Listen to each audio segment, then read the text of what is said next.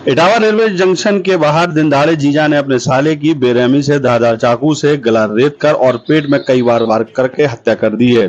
घटना से जुड़ा एक सीसीटीवी वीडियो भी सामने आया है, जिसमें हत्यारा जीजा नीरज मौर्य अपने साले मोनू यादव का गला रेतने के बाद घसीटता हुआ सड़क पर ले जाता दिखाई दे रहा है। रेलवे स्टेशन के बाहर चाय की दुकान पर दोनों जीजा साले चाय पी रहे थे। काफी देर तक दोनों चाय नाश्ता कर रहे थे। उसके अचानक नीरज ने चाकू से अपने साले पर ताबड़तोड़ हमला करके उसकी हत्या कर दी है। घटना की सूचना पर पुलिस आला अधिकारी फोरेंसिक टीम मौके पर पहुंची, सबको कब्जे में लेकर पोस्टमार्टम के लिए भेज दिया है।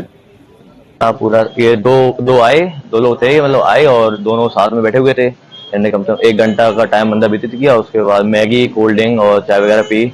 और पूरा वीडियो देखने के लिए डाउनलोड करें दैनिक भास्कर ऐप।